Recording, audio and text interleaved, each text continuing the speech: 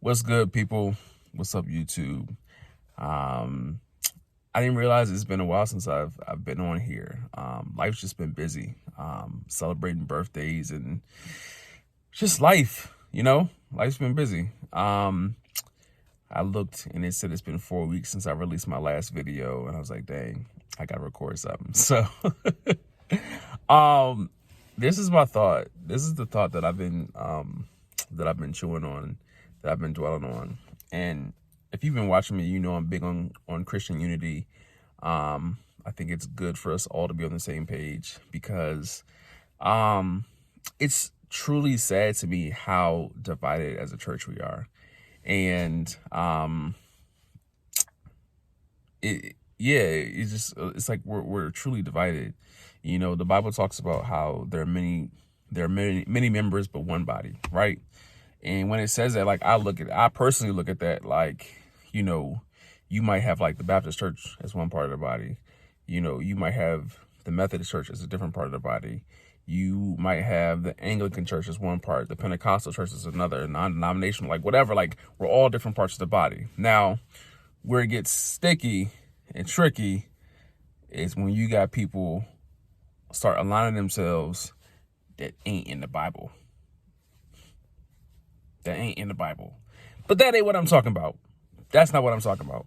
I'm solely talking about like,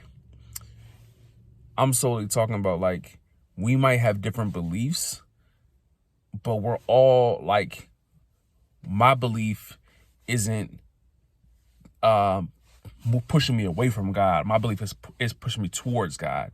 Like, I'm not talking about stuff that is pushing you to sin, right? And the Bible is clear on sin, but I'm solely talking about, like, example, I believe in speaking in tongues. I believe that there's power in it. I believe that it's good to do it, but just because somebody else doesn't believe in it doesn't mean that I'm going to shame that person, doesn't mean that I'm going to condemn that person, doesn't mean that I don't, believe that they don't know.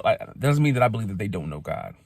At one point, I was saved, but didn't speak in tongues. Like, so I have to have grace with people who don't speak in tongues.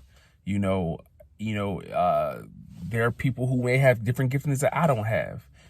I'm not gonna slander them, because I'm not gonna be like, oh, you think you're so high and mighty. Like, just because somebody is different than me doesn't mean that they think better of themselves. And just because,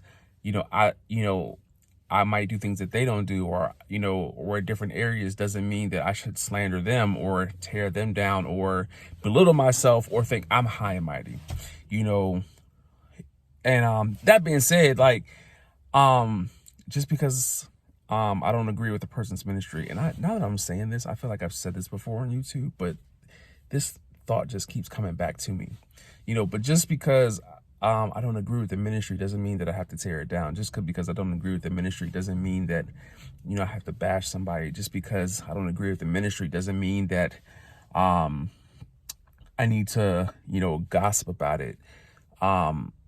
Pray for people, right? Just because we don't agree doesn't mean that we can't pray.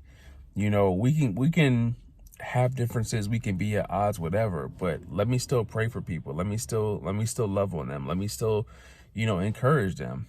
Because if people only see you or know you for bashing other people and tearing them down, or bashing other pastors, preachers, prophets, artists, ministers, like whatever it is, if they only know you for tearing other people down, that says less about them and more about you, right? So let's not tear people down just because we don't agree with them. Let's build each other up. Let's encourage each other. Like, one thing that you'll never see me do, one thing I hope that you never see me do, is exposing somebody or blasting somebody just because I don't agree with them. Just last week, there was something that was revealed to me. And it's nothing like on this grand scale, but it was something that bothered me enough that I wanted to expose it. And I wrestled with this thing, and I was like, I can't do it tonight. Let me sleep on it. And then I woke up and I was like, I'm going to do it. And then I just took some time to pray. And then I felt God say, don't expose it. Just pray. And I was like, okay. And I got the peace that I needed. And it just allowed me to see like, yo, not just because you don't agree with something, or just because you believe it's wrong, or just because it's different from your belief, or just because it's against God, doesn't mean that I need to expose it. Doesn't mean it's up to me to dictate how I treat this or what I do going forward. Like, sometimes we just got to pray. Sometimes we just got to pray for other people. Sometimes we just got to love on other people. Sometimes we just got to give it to God and not make it our burden. Sometimes we just got to give it to God and be like, you know what? I'm done with that. So, let's love on other people. Let's love people to heaven. Let's love people to heaven. Let's not scare them out of hell, but love them to heaven. And, or let's not scare them away from heaven, because granted, like, how we treat people can dictate a lot. Sometimes as Christians, and I say as Christians, like us as a whole, I'm not saying it's everybody, because I don't believe that I do this, but I'm saying us because we as Christians do this sometimes. It's, our approach isn't on point. We scare people away from heaven with our approach, whether it's because we're condemning them or we're making them feel less than. It's like, or if they don't have Jesus, they don't have nothing. Like that's not the way to win somebody to heaven. Love on people, encourage people, be authentically you, but let them come to Jesus because of how you live your life, not because of the words that are coming out of your mouth. Not to say that you shouldn't preach the gospel, because you should, but if you're condemning people because of their lifestyle, one, that actually goes against the Bible. Like, we should preach, but it tells us in 1 Corinthians that the people on the outside is for God to judge. Like, I don't have to agree with it, but it ain't my business either. If you in the church, we got some things to talk about. If you're doing things that are against the church, but again, at the same time, like, I'm not gonna put nobody on blast because that ain't my business, But regardless, like, let me love on people anyway. I think many of us forget that we came from a space or came from a place that many of these people are in, But at the same time, many of us didn't have some of these backgrounds. But we still forget or don't realize, like, yo, I still have to have grace for this person, because how do you expect to possibly win somebody to Christ if your approach is always cold? Or how do you expect to win somebody to Christ if you're always coming with condemning fire? So love on people. Let's really build up this Christian unity. Like, we need to be on point. We need to be together. Because the time is coming where we're all going to have to be on the same side. Like, this world is getting crazier.